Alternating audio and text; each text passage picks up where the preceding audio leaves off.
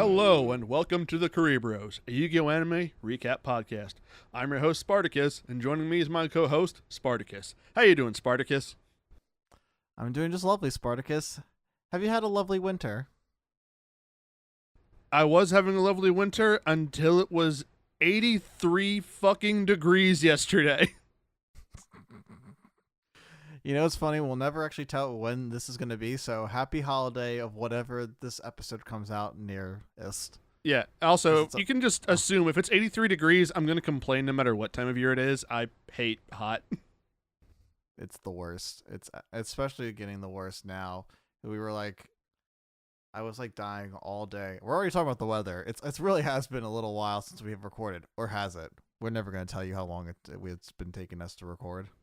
You know, it's possible this podcast survives to a point where people are like, oh, I remember back when Earth was able to be 83 degrees, and now it's always in the low 90s. Oh, God. The way we do it, yeah, maybe. But in their timeline, it's probably been 2 weeks for them, so what kind of recap do we have for the last episode? In the last episode, we got to watch the duel between Kaiba and Yugi on the roof, wherein Kaiba challenged Yugi for all of his star chips so he could get into Pegasus's castle and save his brother. And we also got to see the aftermath of that, which was Yugi grappling with the fact that the spirit inside of him almost killed a man, and then him recovering from that with the support of his friends and Mai. In different ways, in different stories. Yeah. The first one, honestly, in the manga, it was more just wake the fuck up, and they were like, okay, I'm waking up now. Damn, give me you the star right. chips. Damn, they need a whole ass duel where Toyo was just getting fucking shafted the entire time until the end, where Mai just throws it for her. Yeah. But that's talking too much about last episode, and we already talked about that for probably to death. Yeah, if you want to get that, go back and rewatch it. Yeah, you can do that. But how about we get on to some new stuff? What are we going to be covering today? In today's episode, we're going to be covering the Kaiba versus Pegasus duel inside the castle, and also the night before the Duelist Kingdom finals. It's very exciting. We're going to actually get to see some real Pegasus duel in this one, where you kind of you see him in the second episode of the series, and you can already tell he's just kind of toying with Yugi.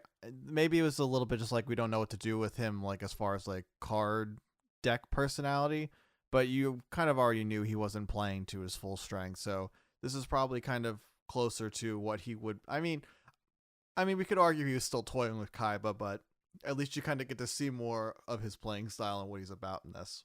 Yeah, I definitely feel that where at the very start when we first saw Pegasus dueling against Yugi, they didn't know what look of the cards they wanted to give him, so they sort of give him a little bit of a illusionist thing where they made a big deal about him playing the illusionist faceless mage and some little bit of spellcastery stuff there.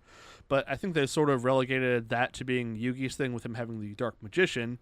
And after going through all of Duelist Kingdom and seeing everyone with their dumb gimmicks based off of their names more than anything else, now they're finally okay, now we know, we've had some time, we've seen Pegasus doing some things in his own scenes, now we know what we want him to have his cards be. I think also his kind of nationality brings an influence to at least in the manga for Takahashi, because kind of style that or meta he plays, which we'll talk about, obviously we'll get to it, does kind of reflect more of he's American. At least they really make it a point to say he's American in the manga. As also Bandit Keith, but they really kind of go, he was the creator of Duel Monsters and he's from America. So I think that also has a good influence for his deck. Americans only have two genders, comic book and gun. No, we spoiled the episode before we got there. I mean, I feel like Pegasus is one of those iconic characters that, you know what he's got.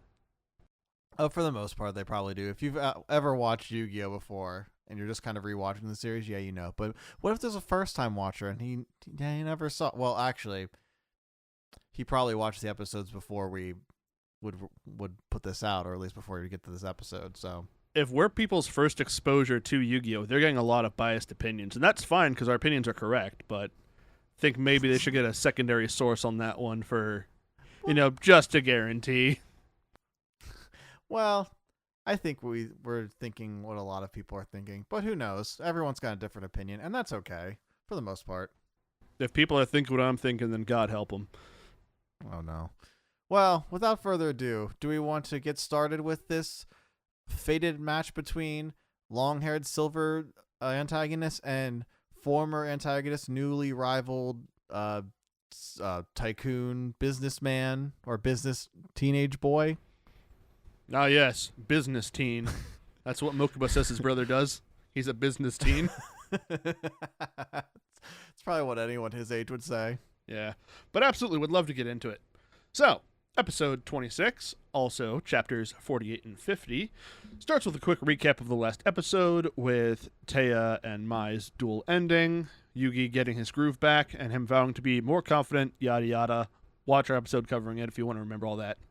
The gang then runs up to the entrance of the castle, and Kimo is at the door. He's surprised to see that everyone there has gathered enough star chips, and Kimo says that only 3 more participants are allowed in. This slightly bothers me because it's another rule that's been added to the tournament that wasn't set at the start, which that still bugs me because make your rules plain from the beginning.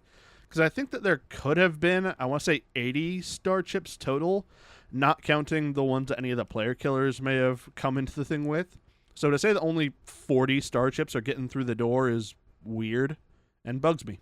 Well, I think that's the reason they had the player killers, so they could kind of cut the meat of the competition, or cut the fat from the competition, cut the fat from the competition, because there's obviously in 80 players or whatever, they would have to, they're not all going to be that good, and some might win a couple star chips based on, beating C-list, or C-tier duelists beating a bunch of D-tier duelists that were there. I mean, I know they were probably the best, but kind of in, the social standing, they were probably a little bit, they could probably be ranked out a little more.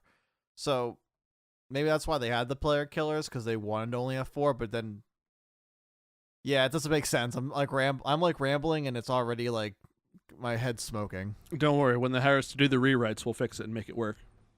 Okay. I'm ready for it. Kimo tries to block Taya, Bakura, and Tristan from going in because they're not duelists, but Mai distracts him with her beauty before just opting for violence and swinging her bag at him, and the cheerleaders are then able to run inside. And we all saw how many camping supplies Mai had. She had 2 tents, a cooking machine, she had a portable shower. That's all crammed into that duffel bag, so that man took a hit. Well, it's funny because in the manga, instead of Mai doing it, Joey's the one who knocks out Kimo, and he just beats the shit out of him. That's fine, too. He just goes he's like, that'll I teach you how to talk to my friends. They're going in. He's just like, Violence is always the answer when it's funny. Especially in a children card game manga. Yeah.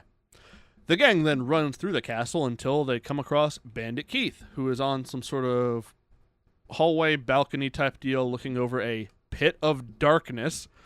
And Joey tries to throw hands at Keith, but he's just casually dodging and blocking him before he says, hey, everyone, look at that thing over there. And it's Kaiba waiting on a walkway across the bottomless pit. And Keith then informs everyone that Kaiba is waiting for Pegasus so that he can duel him. Pegasus's main butler dude, I think his name is Croquet, then walks up behind the crew and says that all the duelists are invited to watch the match. Mai says it so Pegasus can show off his skills at children's card game, and Croquet says, yeah, probably. I guess. I don't know, I'm a million years old. I'm older. Look how they gave me grays. I'm an anime character and they put gray in my hair. Listen, I'm actually blind. These are just my glasses. And Pegasus is nice enough to make everyone else wear sunglasses, so I don't feel weird about it. Who am I talking to? Where'd you all go? I can't see you if you aren't moving. I do wonder how much Pegasus's goons know about everything he's doing. Do they know their boss can read minds? Maybe Croquet, but They're all just cool with whatever he's doing. But how in on it are they? He must pay them well enough for them to either not care or like enjoy it enough. I mean, he does probably treat them right. They're in a nice castle. If that's just like, if this is established as his home. Yeah, Pegasus' sovereign state island where he kills children in card games and pays his employees. Do they get health benefits? They're American, so I don't want to say no. Well, they might if they're so happy to be there, because that'd be the only reason I'd be happy enough to like sell my morals is if I got decent health care. Yeah, that's kind of how they make us all do it, is just sell your soul to a company that has health benefits. God, I hate this country. Get back to the escapism, but before you get back to the escapism, I just want to point out real quick, among the crew that's there spectating, we also have 5 other people spectating that do not be shown in the anime, as if you remember, the whole point of Pegasus doing this in the manga is not because he wants Yugi's Millennium Puzzle. That's kind of more of a, all right, I'll get that on the side, that'll be kind of a bonus. We also have the big 5 present, who are, you know, the shareholders of Kaiba's company, who want Pegasus to run it instead of Kaiba. So they're there to expectate watching their hopeful new boss beat their, you know, less than desirable old boss in their eyes. Moving from one bit of American escapism to another American escapist, in the arena below, Pegasus enters from the opposite side of the walkway and starts to monologue at Kaiba a bit.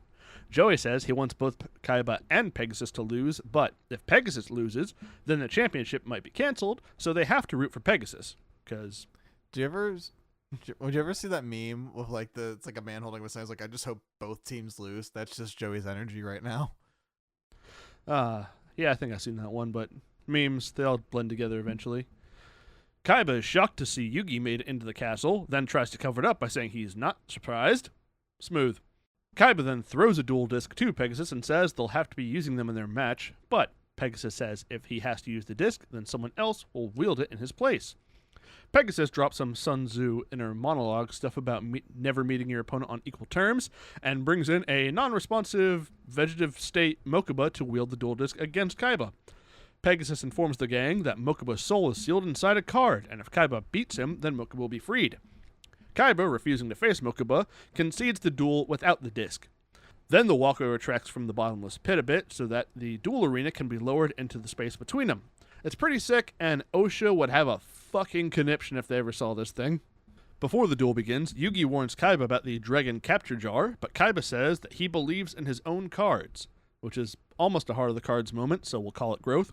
It's funny you say that, because in the dub, they actually, Yugi doesn't give the, well, in the manga, he does warn him about Dragon Capture Jar, but in the dub, he gives some sort of bullshit, like, heart of the cards speech, and Kaiba's like, fuck you, Yugi, I'll do it with my own cards. He's like, that's the same, like, it's like, kind of like that, you're He's a little confused, and he's a little confrontational, but he got the spirit.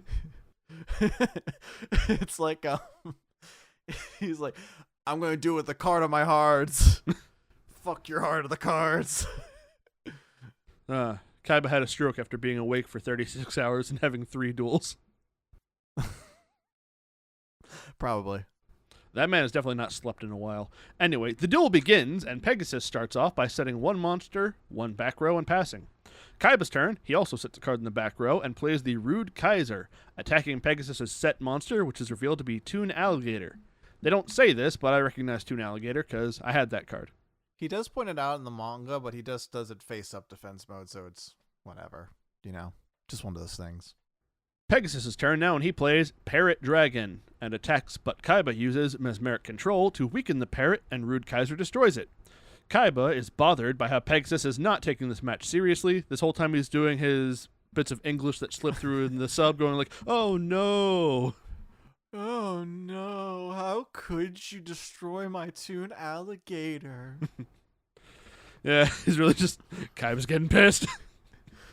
He's like, are you fucking He's like, are you fucking with me, you fuck? Stop taking my winning away from me. I want to enjoy this. You're making it not fun to be mean. It's Kaiba's turn again, and he moves to play his Blue Eyes White Dragon, but Pegasus activates a trap card, which has him guess if the monster Kaiba is trying to play has more or less than 2,000 attack points. And he even goes further to say exactly that he's trying to play Blue Eyes White Dragon.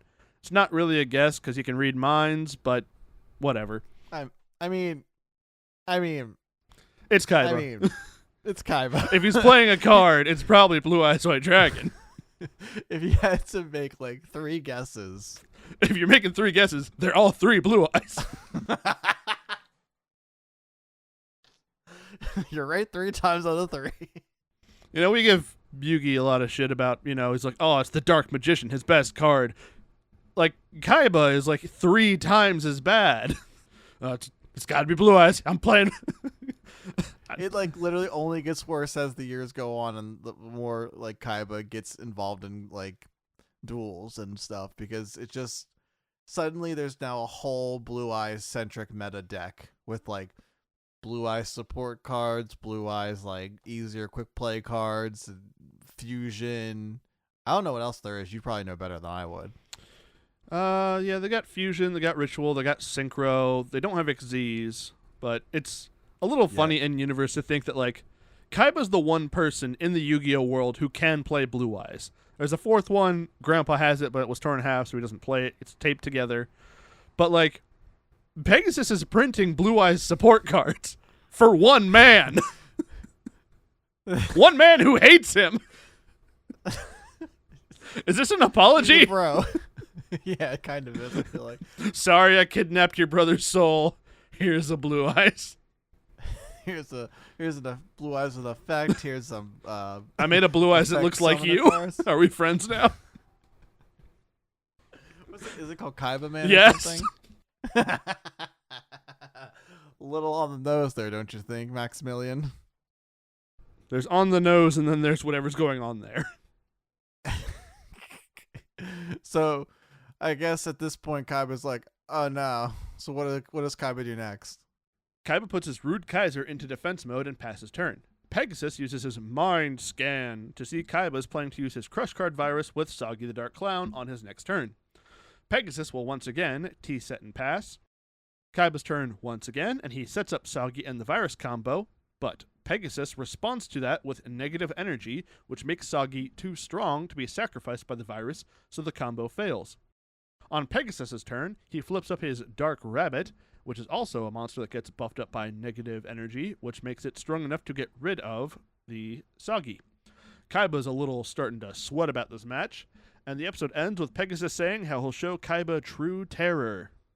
Dun dun dun dun. So he's fucking toying with him. Oh, absolutely. I love all of Pegasus's monsters.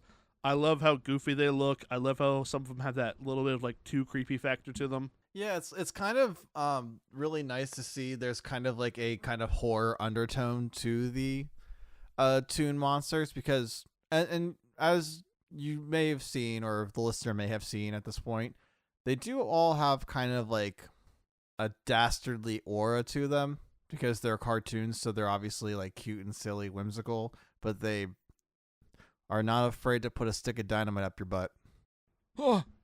And that, not in the funny way, more in like the horrific way. Kind of like, you know who kind of reminds me of? The freaking, if you never watch Who Framed Roger Rabbit, sorry, spoilers, but the freaking tune at the end. Judge Doom. Yeah. Remember me, Eddie? The one who killed your brother. God. Horrors. That was nightmare fuel. God, Christopher Lloyd has the range. It's amazing. But we're not talking about that anymore. We're going to talk about the part 2 of the Kaiba versus Pegasus duel. Yeah, stay tuned for our Patreon special where we cover Who Framed Roger Rabbit. That'd be kind of cool. We could totally do that. Oh, I'd be Hundo down. P. If you want that, please say it in the comments. Also, like and subscribe. Also, this isn't a YouTube video. It's a podcast. Yeah. Also, at time of recording, we do not currently have a Patreon, but that's probably going to be a thing that we get to eventually. I mean, one day, if you guys like us enough. Alternatively, just hand me money. On the street, find people, ask them if they're me. If they are, just give them some money. I'll put it to the show. Pinky promise. Are you Phoenix? I want to know where my wife is. Where's my wife? All right, so now we're going to cover I guess, episode 27. Yep, episode 27 and chapters 50 and 52. This episode opens up with the gang not believing Yugi when he says Pegasus can read minds. Thanks, guys. Really need the support. Honestly, this is perfect because this is what we were kind of talking about earlier, and I want to bring up again. Like, so I don't know how it is in the sub, if they're kind of all in on it, or they're kind of also playing like, that's all, crazy lies and fantasy tales. But in the manga, they're completely bought in on the Millennium shit. Like, I think they had enough experiences happen to them, and I know, albeit, and for the sake of the argument, albeit that stuff doesn't happen in the anime, and that's more of the stuff that season 0 kind of covers. But I think there's still been enough, like, your main friend becomes a couple inches taller, gets new bottoms completely, just because his shoes are different and everything, and he has a deeper voice. It's not even a couple of inches. Yami is like an entire head end to neck taller than Yugi. There's one part, I think, in this episode where we see them like back to back. The grandpa's soul's been stolen. He's a lifeless body, and he's in a card, and they just saw Mokuba in the same kind of state with the proof of the card. You can say they didn't see the card of the first one, but he was in the TV. I don't know if everyone else saw it, but he was in the TV, and he's in the TV in the manga. Like, he's with them on a video recorder, like they just have him on a tape, and he's just chilling in there. But he's also in the card, I guess. I don't know. It's so stupid. Or not stupid. Whatever. But they're still going to go on, and we're going to talk about this more later. They're still not believing that, like, some crazy fucking spiritual shit's happening right now. They're just like, it's got to be cameras or something. Yeah, with the shadow game that we had back with Bakura, where Yugi did explain to everyone, it was like, oh, this is like some magic stuff, this is real. And everyone's like, oh, okay, well, if it's real, then we're still going to back you up because you're our friend. But after that, he was like, no, it was a weird dream we all had. And it's like, I don't like how they backtracked on that so hard. It's like, no, tell your friends about the cursed amulet you wear everywhere. That's a problem for all of us. It's not a you thing. It was a you thing. Then we started hanging out. Now it's an us thing. We literally became our favorite cards, Yugi. Yugi, I'm not friends with you. I'm friends with that tall guy inside you. Oh. You're a Matryoshka doll of curses and evil, and I hate it. At least in the anime. Taya at least said she likes our little Yugi. Yeah, it's sweet. So at least there's our people there, but oh well. So where are we? We are still back in the match with Pegasus taking his turn, and he asks Kaiba, do you like comic books? Pegasus goes on to explain that he loves them, and that comics and cartoons are his best friends that will never betray him and never die, which is a wild fucking sentence. He then goes on to play the iconic Toon World. Toon World manifests on the field as a green book with cartoonish-style representations of monsters on its front and back, and the pages open to reveal a cartoony graveyard and castle like a pop-up book. The gang notices that Dark Rabbit is no longer on the field, and Pegasus explains that all his monsters are now toons, so Dark Rabbit is hiding inside the book. The rabbit appears when it attacks, popping out of the book, and bopping Kaiba's set battle axe before returning to the book. Pegasus further explains that the monsters in Toon World cannot be attacked once the book is closed. On Kaiba's turn, he sets one back row and passes. Pegasus now takes the time to play the Blue Eyes that he stole last episode, and as he plays it, Toon World releases a smoke that absorbs the Blue Eyes into the book before spitting it back out as Blue Eyes Toon Dragon, an adorable little freak that I love so very, very much. He is kind of an adorable little, in like a evil kind of horror cartoon sort of way. Yeah, if you take a Blue Eyes and just really like highlight the picture, grab it in the corner and just sort of shrink it down, make him really small, and give him just crazy eyes. Like cartoony eyes. It is almost what he is. Yeah. It's adorable. Yeah, love him. The Toon Blue Eyes attacks Kaiba's Rude Kaiser and destroys it. Being backed into a corner, Kaiba decides to discard his hand and only play using whatever is on top of his deck. If you could choose to just discard your hand at any point in a Yu-Gi-Oh match, that would be fucking busted. I feel like you put yourself at a disadvantage for it, but also like, well, I mean, nowadays it'd be way more of an advantage. Oh, yeah. Nowadays, if I could just say, oh, yeah, I'm putting my entire hand directly into the graveyard, no, that'd be insanely powerful. But like at that time, I guess it doesn't really. It's more of a disadvantage than an advantage. But it's still cheating in some sort of way, even if you are putting yourself at a disadvantage, because you can't just do that. It's illegal. Yeah. Kaiba, it's illegal. I know you were kidnapping old men like a certain amount of time ago, depending on if you're following what kind of timeline you're following, but you can't do that in a COD game. Yeah, it does, I guess, make it easier for the writers if they only have to ever think about one card for Kaiba at a time. It's dumb. We'll meet in the middle. It's dumb. One reason or another, doesn't matter. Dumb. It's that's, we'll agree on that. The Heart of the Cards activates, so Kaiba's able to get his second Blue Eyes off the top of his deck and plays it. Pegasus applauds Kaiba for his luck, which pisses Kaiba off. Kaiba attacks, but instead of destroying the Toon Blue Eyes, it just bends itself out of the way to dodge it. They're all like, It's bullshit. what? And Pegasus explains that across 583 episodes of Funny Rabbit, that Officer Bulldog has fired 26,000 bullets at him, but none of them ever hit. So this ability has carried over to all Toon monsters, being unable to be hit by attacks. It's funny you mentioned the episode length, because in the dub he says like over 3,000 episodes of Funny Rabbit, but your episode count is a little more correct from the manga. But I don't know why they said 3,000. If it's 3,000, is it like a double feature, or it's like Days of Our Lives followed by Funny Rabbit? It's just so many episodes that I don't think that's correct. I don't think you can have 3,000 episodes of anything, unless you've been going on 50 years. I can't remember what it is off the top of my head, but I know there is like a Japanese, like, it's an anime, but it's not like a mainstream anime. It's more like for like a younger, like, kids audience, sort of like child raising programming thing.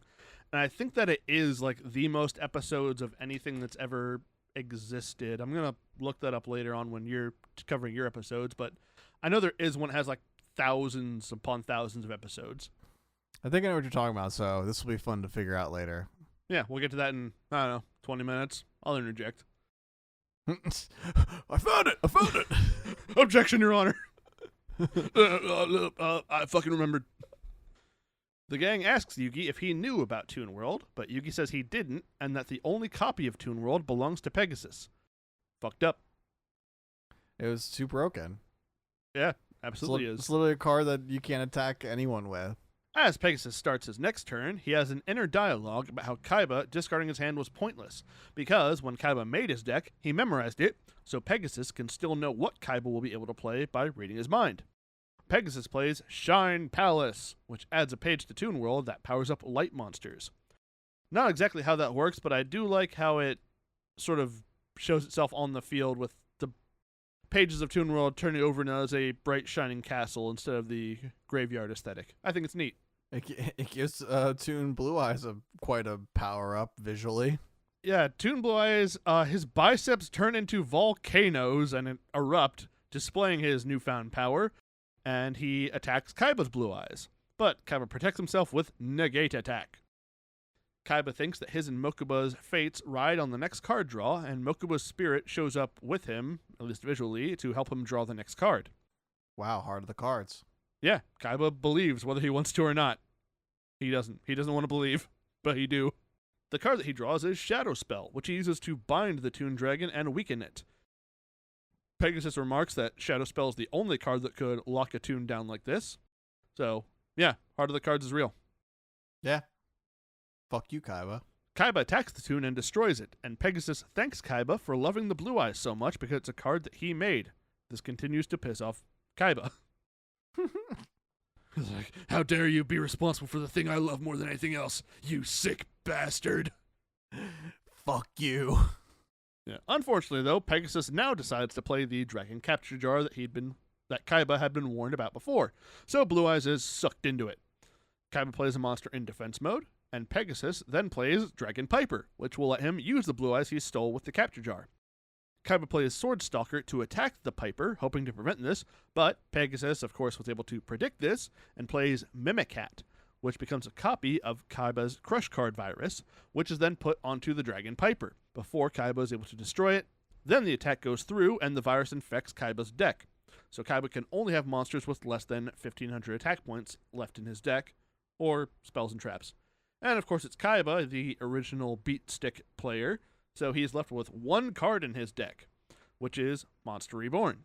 He plays that to bring back Sagi, the only monster he could possibly play, and Pegasus then attacks Sagi with Kuribros, which I never saw him summon this, so it could have been one of the monsters he set, but doesn't really matter. You know, he could have beat him if he had Kuribro in his deck. Oh, Hundo P. Kuribro gets right past that Crush Ride virus, no problems. Most OP card in the game. It should be banned because it's so fucking good. The only problem is, which one? There's so many and they're all great. Mm-hmm. What do we gotta do? Ban a whole archetype? No, the fans would riot. I love our Lord and Savior. Sorry. Someone post the Curryborn as the new prophet of religion. Kaiba actually loses now due to deck out, so Pegasus steals his soul and puts in a card. Yugi laments that Kaiba lost because he was fighting for someone he loved, just like Yugi is fighting for Grandpa. Pegasus's goons then carry away Kaiba's limp bastard body. Where are they taking it? I don't know. Trash disposal, I guess. It's actually interesting the different reactions between the manga and the anime because Yugi's definitely crying in the anime. Like he's very much upset, which he very much deservedly should be. And like We did just watch a man die for all intents and purposes. very appropriate action. But in the manga, he actually kind of has more of like a determined like anger rather than like overwhelming sadness.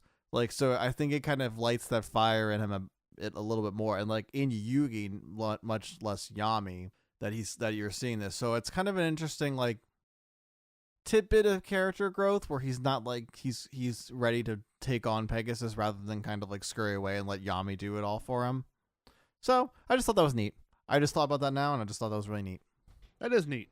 We do get a brief moment here of the rage of Yami as, while looking on from above the balcony, Yugi turns into Yami, who then declares that he will defeat Pegasus and his rage will not subside until he has done such.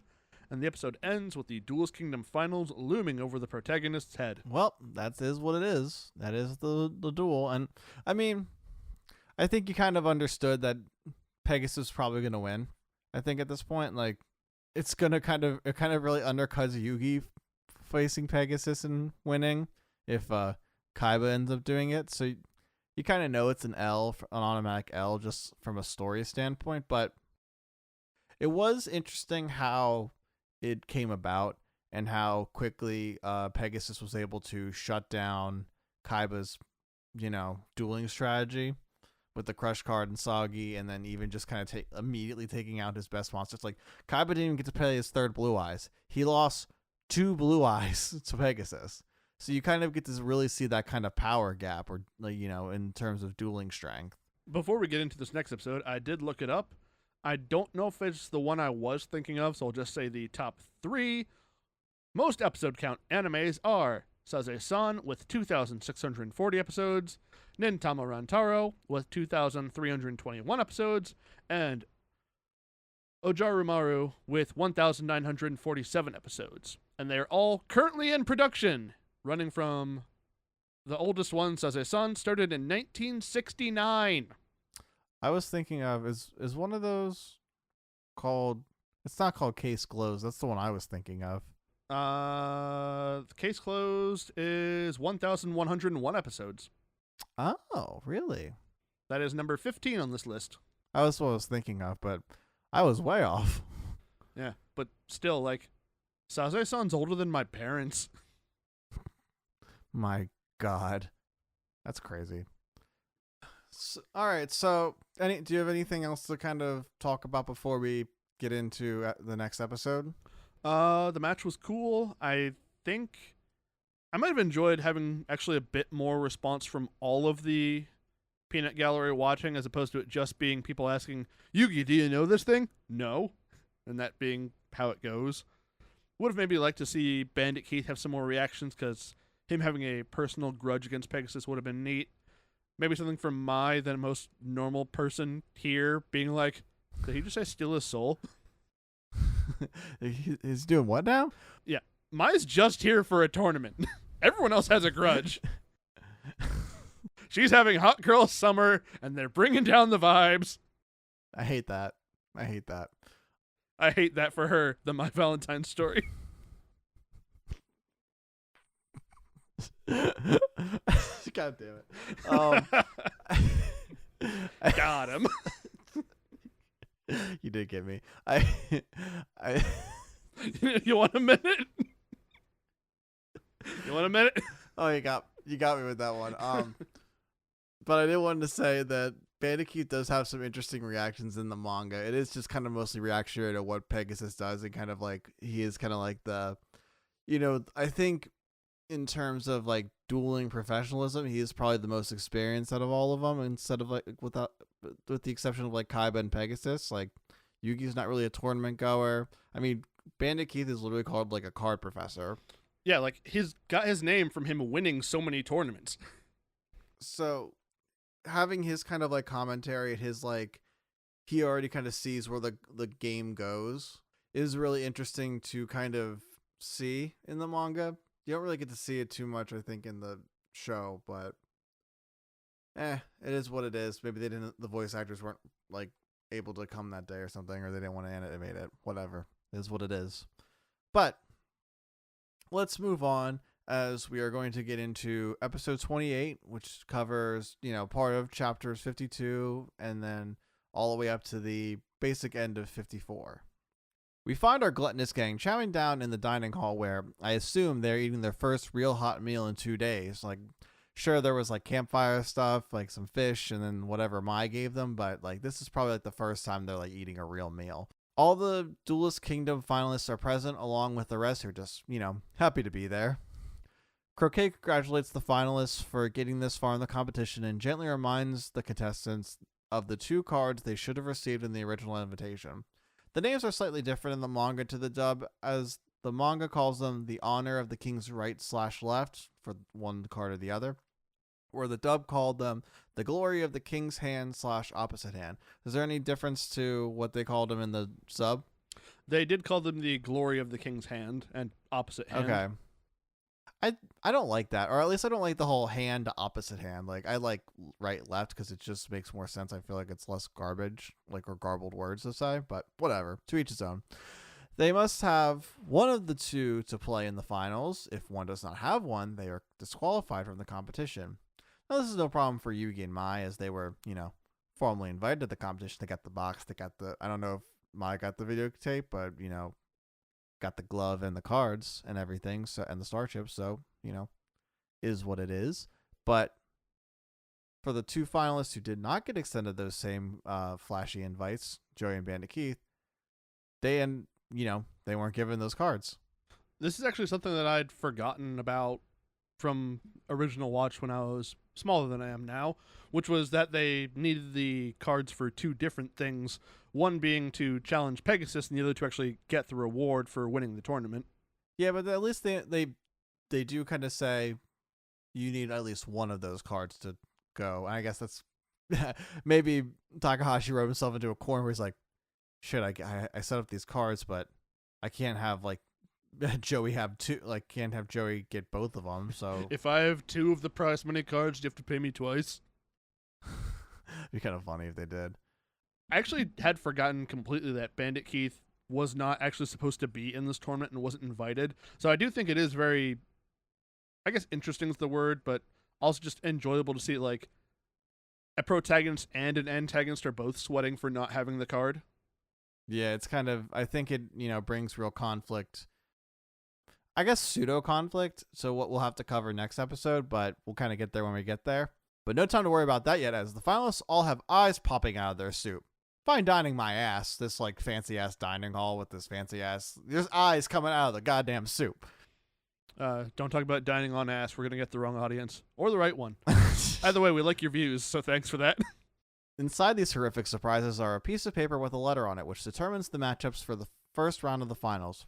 We have Yugi facing off against Mai, and Joey ends up going against Bandit Keith. Mai finally gets her match with Yugi, and Joey gets to have his revenge on Bandit Keith. The gang finish their dinner and get ready to retire for the night as Joey expresses his concerns about not having one of the 2 prize cards. Then Yugi's like, listen, man, I'm your bro. Take the prize money card because you'll need that more than I do. I just want my G-Paw back. You know what I'm saying? But off to the sidelines, you see kind of Bandit Keith have some, dastardly interest in what just occurred. As the gang is ending the dinner and getting ready for bed, I just want to take a pause from the anime for a second and talk about some of the events that are omitted from the dub at this point, and also most definitely the sub, and to the manga story. Some events happen a little differently as the whole Joey getting the prize card debacle happens even before they even get to the dining hall. And the dinner is actually spent more focusing on manga-centric story details, kind of stuff that we kind of get into, that we've gone into before the Duel Monsters anime. The gang walk into the dining hall and almost are instantly notice a painting on display in the room with a familiar face to our crew. Shadi is the person who's depicted in the painting, who you may recall faced Yugi in a couple shadow games in the beginning section of the manga. The gang fill Bakura in as he was 2,000 late to the game by that point. We get a bit of reminiscing from the characters affected by the experience of Shadi. Yami concludes that because Yami is the one still there, like in the anime it's Yugi, but it's Yami who's present in this point in the manga. He concludes that Pegasus must have some connection with Shadi and that he may be able to find some more answers to his puzzle and like what secrets are in it. This is just something that just occurred to me right now.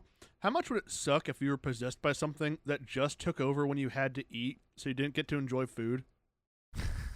I wonder how that works for them. I wonder if like Yugi gets the sustenance or like knows that he ate something, or it's a good question. Like you just sit down like, oh man, can't wait to tear into this burger, and then Yami just takes over and says, no, this burger is for the king. He's like, give me that. He doesn't know he's a king yet. I mean, he's definitely got the ego. You're right. We do not respect the king's right to rule by God here on this podcast. That's right. I didn't vote for him. They also notice a portrait painting of a beautiful woman, but Croquet informs them that although Pegasus painted these portraits themselves, he does not like to talk about them. The gang sit down to eat, and we actually get some screen time with Mr. Tristan Taylor. Ooh. He asks Yugi if he can save the Kaiba brothers and reminds us about his, near-death experience during Death Tea, also, the pseudo-pilot, and that Mokuba was the one who saved him because, Tristan Taylor ain't grown enough to save his own ass, so a child had to do it for him.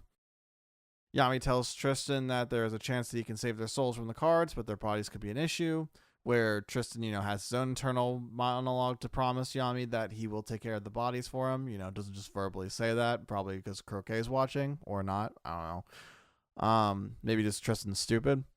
We then get the eyes in the soup bit, with Pegasus actually being the one to inform the details of the first round and like the matchups and everything via TV screen. Events proceed as mentioned in the anime as far as draws goes, and the group finish up and head to their bed. Alright, now let's get back to the anime. Bandit Keith seems to be lurking around the corner while Joey, Yugi, and Taya all say their goodnights to each other. Yugi goes into his room to internally monologue about getting his grandpa back for the millionth time. Mai gets her deck ready for the match tomorrow, so she's starting to strategize with that. Joey's sleeping like a log and dreaming about gigantic donuts. I don't know if that's what he says he's dreaming about in the sub, but that's what he's dreaming about in the dub. We cut to Taya, who can't sleep, worrying about the coming matches as she gets some visitors in Tristan and Bakura, who the former proclaimed that there has to be a way that Pegasus is cheating, so they're going to go investigate. So Taya goes, that doesn't sound like a bad idea at all. I'm going to go join you. Then we cut back to Yugi sleeping, and he gets awakened by the ghost of Grandpa's present, an old Scrooge Christmas special. We cut back to the cheerleading section of the group, trying to have things to do for the anime, so they're trying to find, some sort of cheating device in the duel arena, somehow not falling over that, long cavernous edge, and end up discerning that there is a, watchtower where they go to where Kaiba dueled, and there's a window that you can maybe see where a card is, and they deduce that there's a watchtower. Our goon could be communicating cards to him, which funny we kind of bring that up now I'm thinking about it, because weirdly enough that comes back later.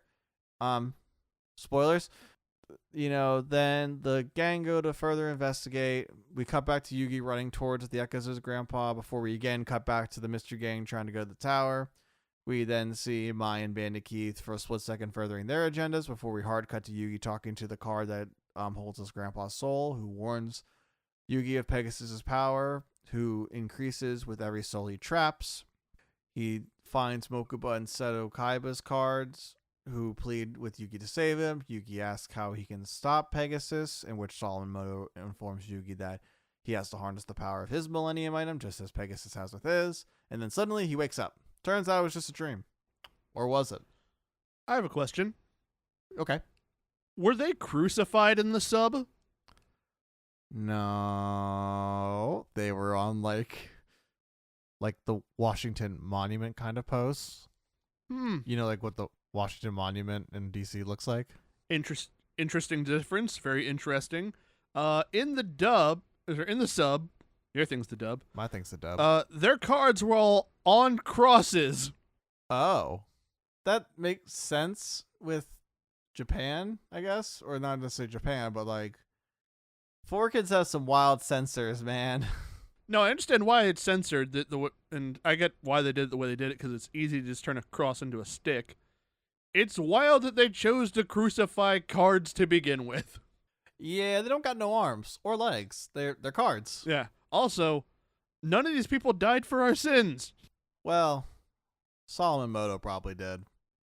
I want to see the 2-hour-long YouTube essay explaining the connections here between Solomon Moto and Jesus Christ, and Kaiba and Mokuba and the two thieves.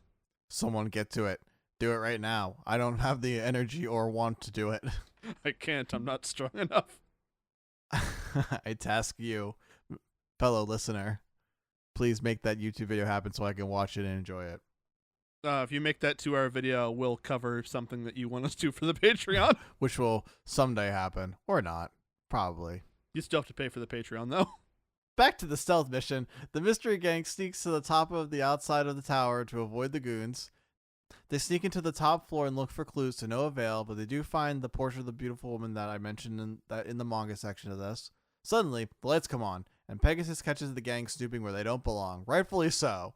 Tristan tries to then accuse Pegasus of cheating, and Pegasus goes, "Shadow magic." They are now in a room covered in hieroglyphs and men in cloaks chanting the same phrase over and over again. We then kind of see our first kind of glimpse of how Duel Monsters is played in a shadow game in ancient Egypt, and we see one of the challengers is Pegasus. Pegasus then tries to send the three to the Shadow Realm, to which evil Bakura reveals himself and escapes while erasing the gang's mind, where they find themselves back into the room thinking it was a dream. Again. We find Bandit Keith sneaking into Joey's room to steal his prize card, and Mai finishing her deck. It is now morning, and the first round of the finals are soon to commence. This is the end of the anime episode, but a lot of it diverts from the original manga material, for better or for worse. I kind of think you could have just, adapted this part, but whatever. It's your show, not mine, so it is what it is. I'll try to be quick on this, but some interesting events happen. Going back to when everyone went to the rooms for the night, we find Tristan lurking in the castle around about midnight, trying to find the bodies of the Kaiba brothers. Although, he's not the only one taking a midnight stroll throughout, because we find evil Bakura in the dining hall looking at Shadi's portrait, alluding that he knows who he is somehow. A few hours seem to pass, and Tristan is still on the search for some lifeless bodies. We see Bandit Keith kind of creeping about, doing what we know he's about to do, but he hangs back when he sees Tristan. Tristan finds a room with two guards standing by, so he kind of figures, hey, that's probably the room. So he tries to figure out how to get around them as Bakura sleepily walks towards the bodyguards, seemingly looking for the bathroom, and the guards, yell at him and go, "You have one in your room. What are you doing?" And he's just like, "Oh, I'm sorry. Why am I here? I don't know." Oh, I'm just a little guy. You wouldn't beat up the little guy that's got to go pee. What if you hit me too hard and my pee comes out? You can take this out or leave it. I'm keeping this. Okay. Sorry, Mom. I've brought shame to my family.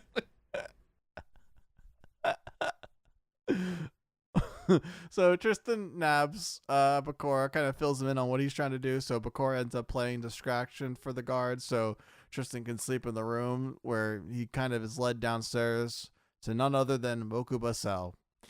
He tries to wake him up when he gets a gun pulled on him by a guard he somehow missed. And then we cut to Bandit Keith sneaking into Joey's room and getting his prize card. And then they even have like the Joey sleep, like talking in his sleep, thinking like Bandit Keith got caught bit.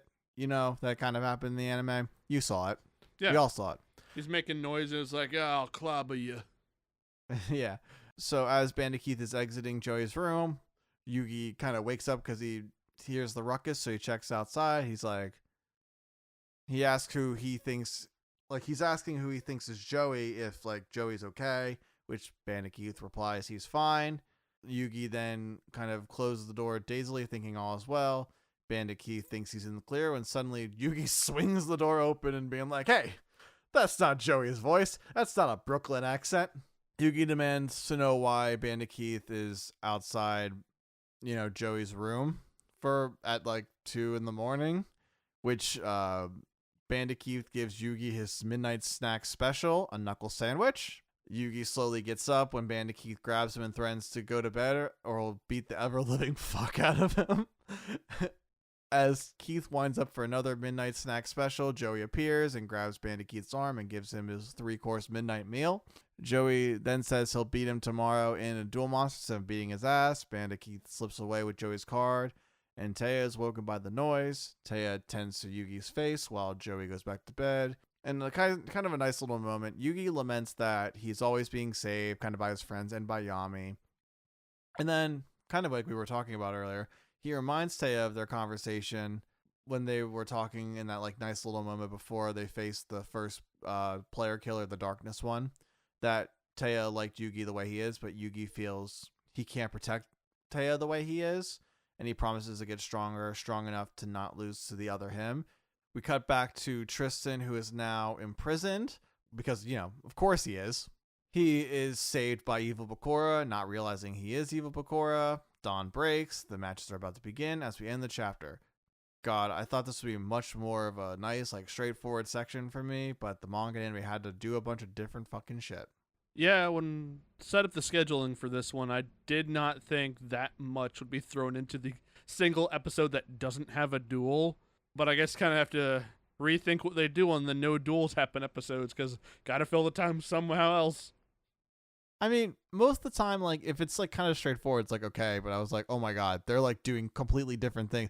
Yugi's, like, having a vision instead of just, like, it's, like, simple. And I feel like you could have fit it all in one episode. But maybe, I get the the shoddy stuff, like, kind of omitting that. But I still think you could have padded the time with the people lurking and, like, Joey, like, unknowingly, like, facing Bandit Keith and everything. But I guess they wanted to have the cheer section do something more. But I mean, they kind of did, and they kind of still had the same kind of results in a way. Like, nothing happened. Yeah.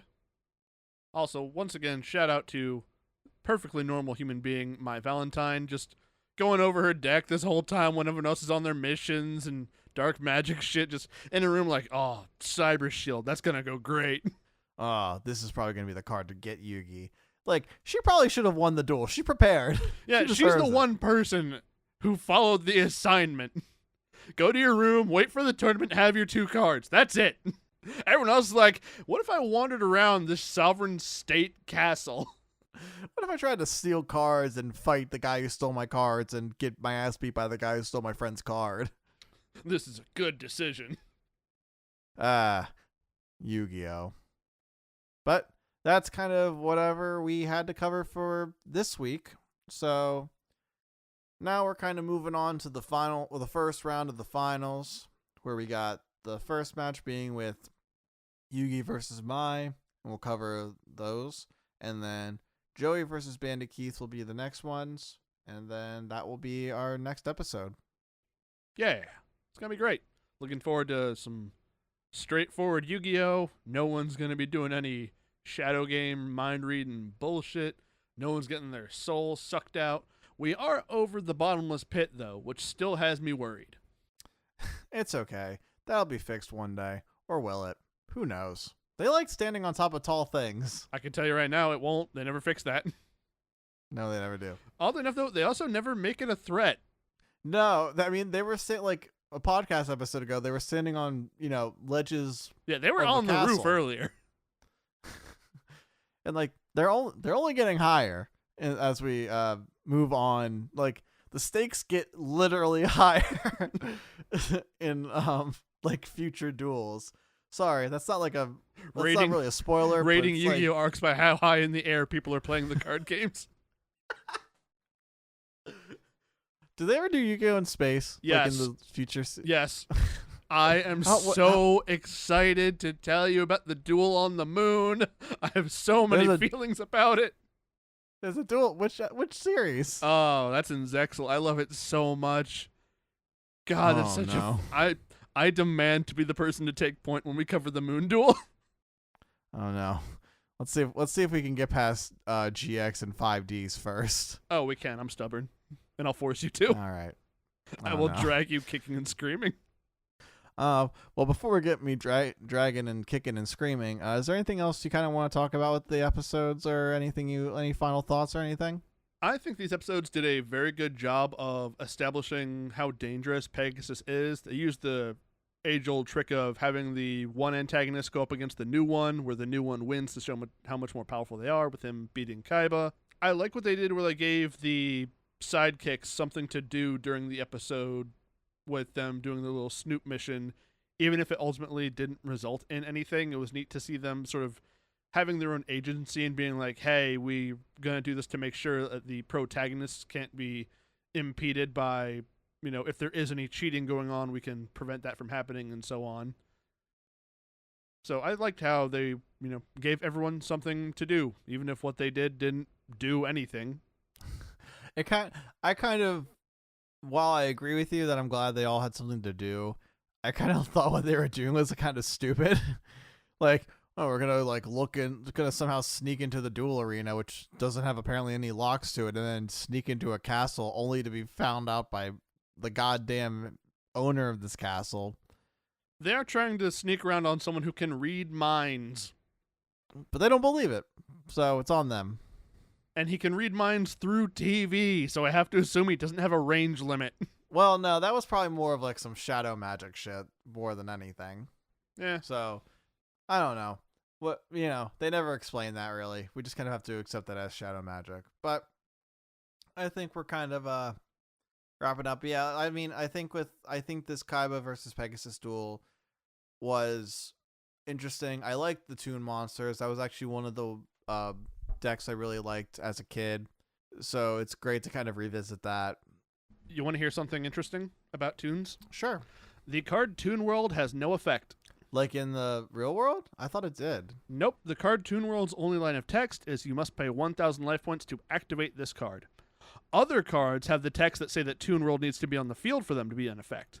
But Toon World itself doesn't do anything but make you lose life points. I didn't know that, or I don't remember it. But it was cool to see. And it was, like you said, antagonist facing the new antagonist and kind of, Kaiba losing to kind of to show the weight of how strong Pegasus is. That, I think, kind of means more to me now than it did back then. I feel like I was just kind of like, oh, man, Kaiba lost. What am I going to do now?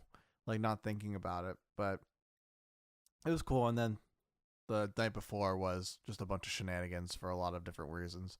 So, not really like a nothing burger, because it is a good like kind of break from the action, and I think in one of these aspects, I will say I'm biased towards how the manga told it, but I understand why there is things omitted for storytelling reasons. Yeah, but those really kind of some of my thoughts on the whole section of the story that we got into today. Yeah, so that was good. Solid episode, Chunk. Yeah, pretty good. So now we'll get on to the first round of the finals in the next episode. And this is the segue where I talk about, hey, do you got any social medias you want to plug? Boy, I would love to. You all can find me on the internet at twitch.tv/PhoenixFarce and youtube.com/PhoenixFarce. That's PhoenixFarce. You can find me there streaming Yu-Gi-Oh!, Marvel Snap, Magic the Gathering Arena, pretty much the main card games you can find on the internet. Sometimes I do other longer form stuff. I've played the first Marvel Spider-Man game. Haven't done Miles Morales yet, and Spider-Man 2 is not out on PC yet, so I haven't done that. But thinking about doing those for sure. But if you want to see my entire backlog, you would go to the YouTube page where I have currently, I want to say, 260 videos up there. And I also have a weekly series where I do replays of Yu-Gi-Oh! Master Duel, which if you want to see how other people are playing the game in its modern state, you can go there.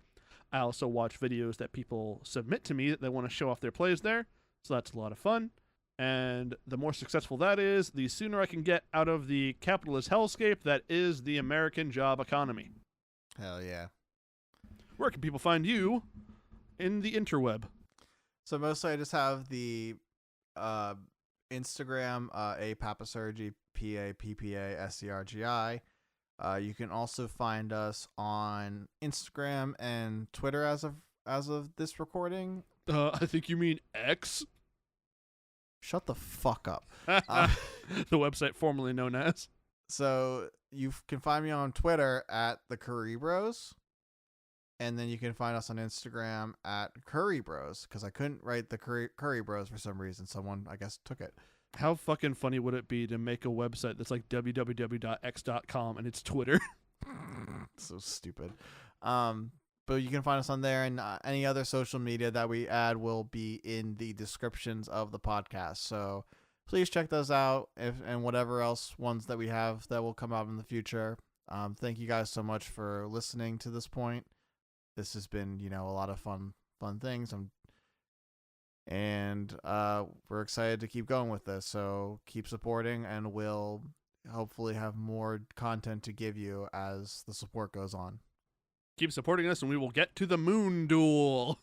Yeah, Remember, it's all for the Moon Duel, and then nothing else. And if you support us on Patreon for $8,000 a week, we will have our own duel on the moon. We will pay to have Andy and myself flown into space to duel on the moon. Okay, will we make it back? I don't know. That wasn't the Patreon goal. That was right. So get to that moon goal. All right. Well, I'm Andy. Actually, I'm Spartacus, but I'm also Andy. I'm also Spartacus, but I'm also Phoenix. Giddy up and goodbye. Get out!